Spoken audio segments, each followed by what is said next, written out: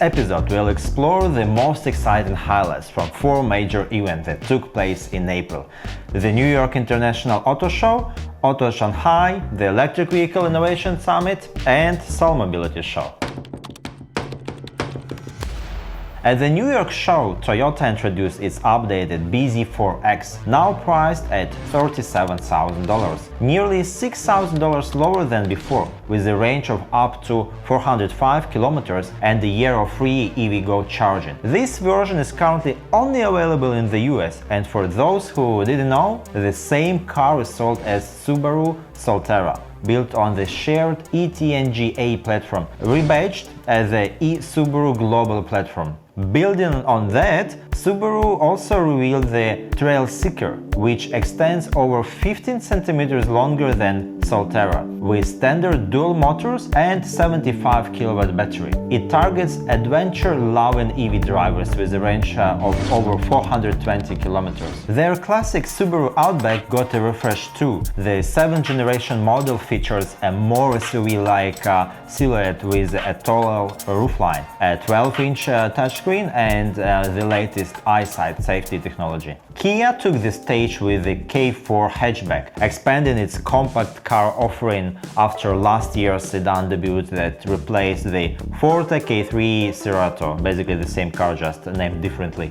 Genesis made waves with the X-Grana Equator concept, a luxury off-road SUV blending elegance with rugged capability. It sets the tone for Genesis' future's SUV design direction. Hyundai showcased the new Palisade, available in ICE and hybrid versions. This 3-row SUV features a bold exterior and seating layouts for 7, 8 or even 9 passengers, depending on the market. Rounding out the New York highlights, Volkswagen introduced the Tiguan SEL Airline Turbo, horrible name, with 268 horsepower from a 2-liter turbo engine. While not as powerful as the overseas Tiguan R, it marks the most performance-focused Tiguan variant officially offered in the US.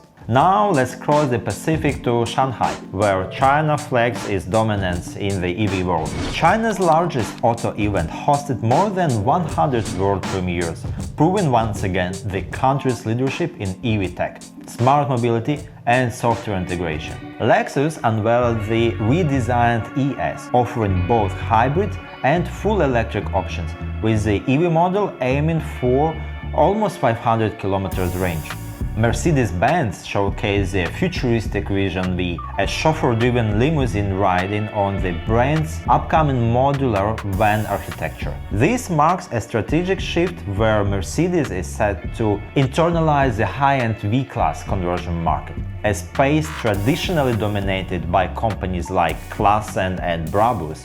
Expect to see future models labeled VLE and VLS.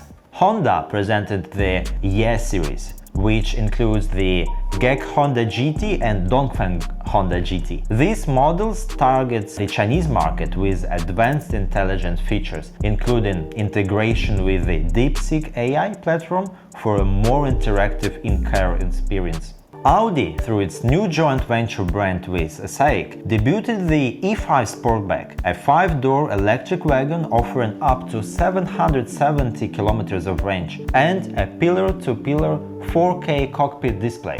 Nissan revealed the Frontier Pro, a plug-in hybrid pickup with up to 135 kilometers of EV-only range, and the new N7 sedan boasting 635 kilometers of range, both part of its new NEV strategy to launch 9 new models in China by 2027. BMW rolled out the new Neue Klasse and Jugend Klasse X concept, representing the next generation of EVs for China.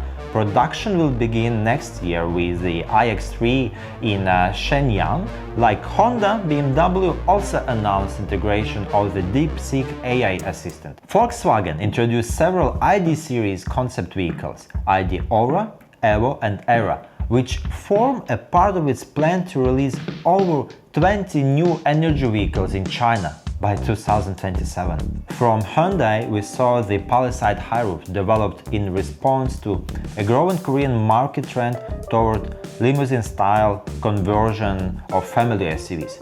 It focuses on comfort and space, ideal for both families and commercial fleets. Then came the battery breakthroughs. Kettle unveiled an upgraded Changxin battery, promising 520 kilometers of range after just 5 minutes of charging, and a new Nextra sodium-ion battery with up to 500 kilometers of range. Nextra battery offers full functionality across -40 to +70 degrees and aim to reduce cost by 40%. But here's where the things get interesting.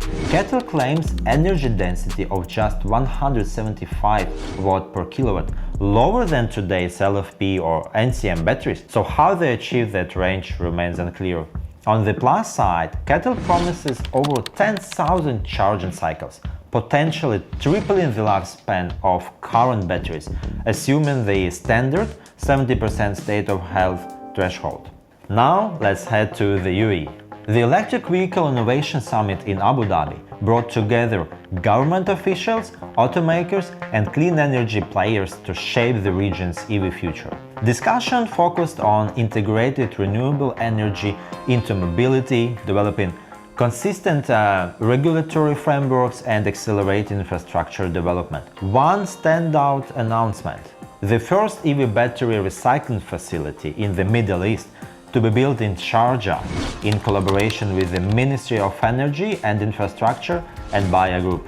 There was also a closed-door panel led by the UAEV, the country's first national EV charging network, and the Ministry of Energy and Infrastructure. While full details weren't disclosed, officials confirmed that quarterly meetings will now be held with automakers to ensure a smooth electrification rollout with full support from the government. This commitment reinforces the UAE's role as a trendsetter in the region, setting the pace of tech adoption and sustainability. Now let's wrap things up in South Korea. In Seoul, innovation met practicality with a strong focus on electric and hydrogen technologies. Hyundai led with the second-generation Nexo, a hydrogen model boasting over 700 kilometers of range and 5-minute refueling. It debuts the new Art of Steel design and includes upgraded ADAS. The Ioniq 6 received a refresh, featuring a more aerodynamic look and upgraded rear spoiler.